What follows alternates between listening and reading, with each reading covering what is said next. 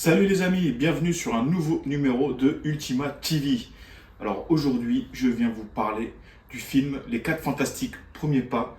Donc je vais vous donner ma réaction à chaud, je viens de voir le film. Je vais vous donner ma petite critique, je vais vous dire ce que j'en pense. On va parler également des secrets de la scène post-générique. Pour commencer, n'hésitez pas à vous abonner à ma chaîne, c'est très important. Abonnez-vous en masse et activez la petite cloche. I herald his beginning. I herald your end. I herald Galactus. Donc je viens de voir le film Les 4 Fantastiques, donc le petit nouveau de chez Marvel, voilà. Le dernier film qui est sorti, il n'y en a pas eu d'autres, c'est Les 4 Fantastiques. Je vais vous donner mon avis critique à chaud. Donc Les 4 Fantastiques, c'est quoi? C'est une équipe de super-héros créée par Stan Lee et Jack Kirby pour Marvel Comics en 1961. Souvent considérée comme la première famille de super-héros composée de 4 membres, l'équipe gagne ses pouvoirs après une exposition à des rayons cosmiques lors d'une mission spatiale. Donc les 4 Fantastiques est composé de Reed Richards, donc le leader scientifique, également l'homme élastique, interprété par l'acteur Pedro Pascal. Donc voilà, ça lui colle bien, le rôle lui colle bien. J'aime également l'ancien acteur des 4 Fantastiques. C'était également un bon acteur, on va pas cracher dessus. Voilà, mais maintenant, place à Pedro Pascal, qui est partout en ce moment, dans énormément de films. En tout cas, le rôle de Reed Richards lui va bien. Je trouve que voilà, c'est nickel. Il n'en fait pas trop, c'est nickel.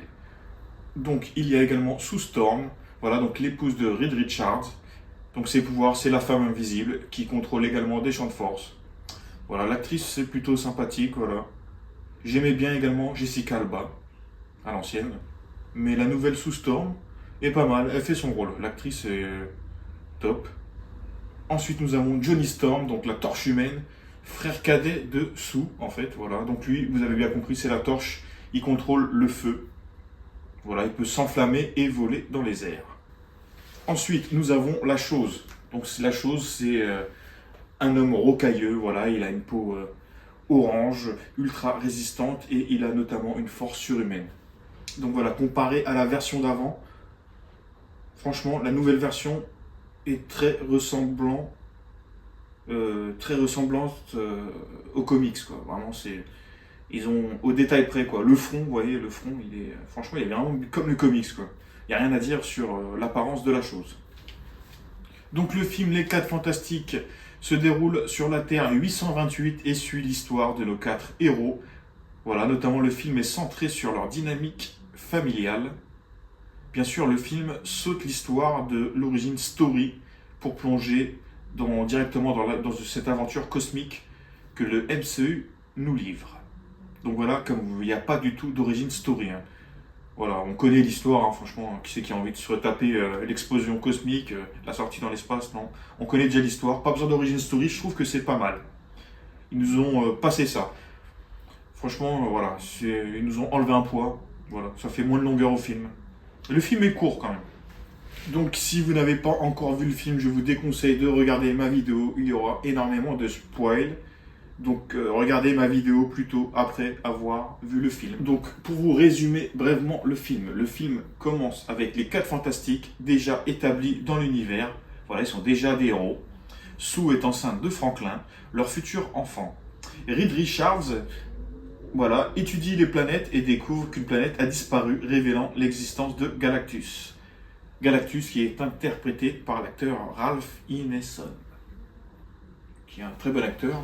Une entité cosmique, donc Galactus c'est qui? C'est quoi? C'est une entité cosmique qui dévore des mondes. La Silver Surfer, Chalabal, arrive sur Terre 828 pour marquer la planète pour Galactus qui veut Franklin, donc Franklin l'enfant, révélé comme un être d'une immense puissance cosmique, pour en faire son successeur, donc le successeur de Galactus. Galactus propose un ultimatum à la Terre, livrer Franklin ou voir la Terre détruite. Donc voilà pour le résumé du film. C'est vraiment, ils sont pas cassés la tête sur l'histoire. L'histoire est simple à comprendre, mais j'aime bien. Franchement, c'est terre à terre, j'aime bien. concernant l'apparence de Galactus, donc le grand méchant du film. Franchement, il a de la gueule, j'aime bien. Et il représente, ils l'ont fait vraiment comme dans les comics. Il est immense dans le film, hein, vraiment, il écrase tout. Ses mouvements, ils sont un peu lents parce que c'est un géant. Hein. Voilà, c'est un géant. Mais franchement, il a de la gueule, ils ont fait un bon Galactus. Pas comme le Galactus des anciens 4 Fantastiques. C'était juste une tempête, une fumée, on ne sait pas trop ce que c'était. C'était une espèce de tempête de l'espace. Il n'avait pas de forme. Là, c'est le vrai Galactus, pardonnez-moi, des comics. Et franchement, ils l'ont bien représenté. Donc, le film se déroule dans un cadre rétro-futuriste des années 60, donc sur la Terre 828. Donc je trouve que c'est pas mal, c'est un choix gagnant pour démarquer le film des autres adaptations des 4 Fantastiques, car les anciennes versions n'étaient pas trop représentatives des comics. Ils ont su faire les origin story à la perfection, mais ils n'ont pas su représenter le comics, vraiment, non. Voilà, vraiment, celui-là représente à fond les comics, les couleurs, elles sont magnifiques, c'est coloré, le bleu ressort bien, notamment le bleu des costumes, les costumes sont magnifiques. Voilà, franchement, c'est un bon film, un bon petit film, sympa pour passer le temps. Alors, ce qu'on pourrait éventuellement reprocher au film, c'est que le film soit trop court. Voilà, je trouve qu'il manque un peu de détails. J'aurais préféré que le départ spatial soit un peu plus long. Bon, je pense que c'est la mode en ce moment que les films sont vite envoyés. C'est comme Superman, c'est du vite envoyé, ça manque un peu de détails. Voilà, les films sont bien, très bien, mais ça manque légèrement de détails. Voilà, j'aurais préféré une petite anecdote lorsqu'il part dans l'espace, par exemple, à la rencontre de Galactus. Ça aurait été sympa. Mais bon, voilà, mais je pense que, comme je l'ai dit, je pense que c'est fait exprès en ce moment. Je pense qu'ils veulent que la réalisation soit courte. Voilà, c'est pour que les gens y comprennent vite. À mon avis, c'est fait exprès. En tout cas, le seul reproche que je peux faire, c'est que le film soit trop court. Donc les décors, franchement, ils sont époustouflants. Voilà, donc ça se passe dans New York. Voilà, la Baxter Building, hein, franchement, elle est stylée. Voilà, ils ont fait un décor magnifique. Le moment où ils sortent dans l'espace, franchement, le passage là, il est génial. Et ils vont rencontrer Galactus sur la planète Galan, je crois. Voilà, donc ça fait partie des origines. Galactus va également dire qu'avant, il était petit, il avait la même taille qu'eux. Donc on en sait un peu plus sur les origines de Galactus, c'est pas mal. C'est un peu mieux détaillé qu'avant. Je trouve que ça colle bien aux comics. Voilà, en ce moment, ils font des gros efforts sur les films adaptés de comics. Ils sont vraiment bien représentés. Voilà, ils se foutent pas de notre gueule, ils prennent vraiment du comics pour les retranscrire à l'écran. Notamment pour Superman. Voilà, je vais pas comparer les deux films, mais Superman, voilà, faisait très comics. Voilà, ils ont vraiment bien retranscrit le film. Franchement, ils font des gros efforts en ce moment pour nos films de super-héros. Donc la performance de Pedro Pascal, elle est simple, elle est normale, voilà. Il fait son rôle de Red Richards. Mais mention spéciale pour Joseph Quinn, alias Johnny Storm, voilà. Donc Joseph Quinn, on le voit partout en ce moment. Il a joué notamment dans Gladiator 2. Voilà, mais on le connaît surtout pour son rôle de Eddie dans Stranger Things. Donc c'est vraiment l'acteur montant du moment et franchement, il crève l'écran. Franchement, c'est son film. Et rien à dire sur cet acteur. Voilà, concernant Sue, l'actrice de Sue, bah, elle c'est pareil, Vanessa Kirby. Voilà, l'actrice est bien choisie, elle est simple, elle joue le rôle d'une mère, voilà, tout simplement. Ça va, le rôle lui va bien, on va dire. Donc ils ont fait le choix de zapper l'origin story et je trouve que ça marche à merveille. Voilà, donc on rentre. Quand on regarde le film, on est directement plongé dans l'histoire, je trouve. C'est du Marvel. Le film, c'est vraiment du Marvel comme on l'a déjà eu avant. Voilà, il n'y a pas de secret. C'est pas le film du siècle, mais c'est du Marvel comme on aime. Donc concernant la Silver Surfer, donc Shadabal, joué par Julia Garner. Voilà, donc il faut savoir que Shadabal est dans les comics, donc c'est la femme du surfeur d'argent en fait. Voilà. Donc là on ne sait pas pourquoi ils ont décidé de mettre sa femme en avant. Voilà, peut-être que dans une suite on verra le surfeur d'argent avec elle, mais dans les comics, Shadabal c'est sa femme il me semble. Si je me trompe, laissez-moi des commentaires. Mais voilà, donc ils ont décidé de mettre un rôle au féminin et je trouve que ça va super bien. J'ai jugé un peu au début, mais non, franchement, c'est nickel. Les effets visuels sont nickel. Le personnage est sublime. Alors les points forts du film, je trouve, c'est quand il part dans l'espace, dans l'Excelsior, voilà. Et je trouve que le visuel, il est magnifique. Franchement, il n'y a rien à dire. Les séquences spatiales, vraiment, c'est un des points forts du film. Voilà, j'ai vraiment kiffé cette séquence quand ils vont sur la planète Galan. Voilà, en fait, ils vont sur la planète Galan, ils vont rencontrer Galactus pour négocier avec lui, et Galactus va leur demander le bébé. Donc ça va être soit le bébé ou la destruction du monde. En fait, c'est ça l'enjeu du film. Alors, le ton du film, c'est plutôt familial, émotionnel, donc ça va parler de... Voilà, c'est centré sur la grossesse de Stu. Voilà, Reed va être papa, et on sent que le bébé va être très important. Donc le bébé, c'est qui? C'est Franklin Richards. Voilà. Donc il a d'énormes pouvoirs. Il faut savoir qu'il a le pouvoir de créer des mondes de poche. Voilà, il a le pouvoir également de ressusciter les gens. Donc le petit a vraiment des gros pouvoirs, donc c'est pour ça que Galactus veut s'en emparer. Si vous suivez les comics, c'est vraiment un personnage surpuissant, c'est un mutant. Et vraiment, il a des pouvoirs cosmiques énormes. Donc le film est basé autour du gamin, de l'enfant de Reed Richards, bien sûr. C'est tout l'enjeu du film. Alors, le film, est-ce qu'il se démarque des autres blockbusters? Je dirais que oui, on va dire. Oui, parce que c'est... Oui et non, en fait. On sent que c'est du Marvel, voilà. C'est du Marvel. Ils ont rien de fait de ouf. Mais mention spéciale pour Galactus, je trouve, voilà. On voulait voir ce Galactus, le grand méchant Marvel. On l'a eu. Donc voilà, on va dire que le film marque plutôt sur l'arrivée de Galactus. Enfin, pour moi, c'est mon avis. Il me marque pour ça, pour l'arrivée de Galactus. Donc pour résumer, j'ai passé un bon moment, je trouve. Franchement, le film est terre à terre, très beau visuellement. Les acteurs jouent bien. Il y a très peu de scènes d'action, mais c'est plutôt beaucoup de suspense en fait. Voilà, comparé à Superman, c'est de la castagne.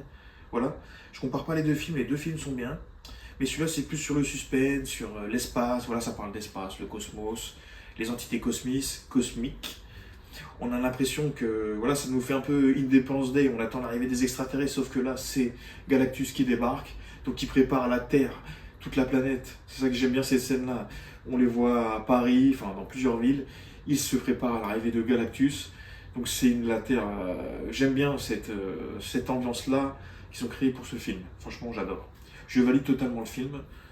Je vais pas dire que c'est le meilleur Marvel, mais il introduit bien les 4 Fantastiques dans le MCU. Donc pour finir, on va parler un peu de la scène post-générique. Donc gros spoil les amis. Donc à la fin, il y a Sue qui est avec son fils, voilà. Ensuite, elle repart chercher un livre ou je sais plus quoi.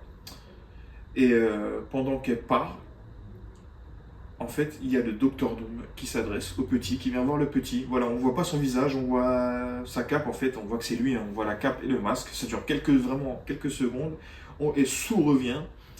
Sue en fait, voilà, elle sent une présence diabolique. Elle arrive et elle voit cet homme. Le film se termine et à la fin, ils nous disent que les 4 Fantastiques reviendra dans Avenger Doomsday. Voilà. Donc on ne sait pas si c'est Robert Downey Jr. dans le rôle. Apparemment si, ça a été confirmé par les frères Russo. C'est bien lui qui a joué la scène. Voilà. Donc le film se termine sur une arrivée de Docteur Doom qui s'adresse au bébé. Donc, si je compare la scène là avec celle des Thunderbolts, donc à la fin des Thunderbolts, on voit l'arrivée des 4 Fantastiques de leur vaisseau. Voilà, on ne sait pas qui est dans le vaisseau, mais les 4 Fantastiques arrivent sur la Terre 616. Voilà, pourquoi on ne sait pas. Voilà, donc on peut penser que dans le film 4 Fantastiques, Docteur Doom va enlever Franklin Richards. Voilà, on peut y penser, mais ce qui est bizarre, c'est pourquoi il traîne à l'enlever, pourquoi il attend la mère. Voilà, donc ma première théorie, il veut enlever le gamin, et ce qui fait qu'on va se retrouver sur la Terre 616, les 4 Fantastiques vont le suivre là-bas pour le traquer, ce qui va amener au film Avenger Doomsday. Voilà, c'est la première hypothèse, mais bon, je n'y crois pas à 100%. Donc, la deuxième hypothèse, Docteur Doom arrive en ami en fait, enfin, un semblant, et il propose aux 4 Fantastiques une collaboration, car il pense que c'est la fin du multivers, voilà. D'où pourquoi après on se retrouve sur la Terre 616 dans Thunderbolt. Donc je pense qu'ils vont tous embarquer dans un vaisseau. Et ils vont traverser le multivers jusqu'à la Terre 616 avec le Docteur Doom. Voilà, mais en fait il est en train de les berner, on ne sait pas trop ce qu'il veut. Donc je pense que le Docteur Fatalis voudrait le petit pour créer pour nous amener à Secret Wars, pour créer le Battle World. Voilà. Il y a des chances qu'il va se servir du petit Franklin pour créer le Battle World. Le Battle World, voilà, ce sont que des hypothèses. Franchement, j'ai hâte de voir la suite, de voir ce qu'ils nous ont réservé. En tout cas, j'ai pas été déçu du film. C'est un très bon film, un très bon 4 Fantastiques, meilleur que les autres en tout cas. Donc je pense qu'il va enlever le gamin, ou il va utiliser le gamin, qui vont nous amener dans Doomsday, voilà, pour la suite nous amener dans Secret Wars. Voilà, je pense que Franklin va créer le Battle World. À voir, on ne sait pas trop. En tout cas, l'introduction du Docteur Doom, donc de Robert Downey Jr., est énorme. Voilà, ça dure quelques secondes, mais j'ai vraiment kiffé. Donc voilà les amis, pour ce petit résumé des 4 Fantastiques, que je vous conseille d'aller voir au cinéma. Donc n'hésitez pas à vous abonner à ma chaîne, c'est très important, j'ai besoin d'abonnés les amis. Activez également la petite cloche, et je vous dis à bientôt pour de prochaines vidéos.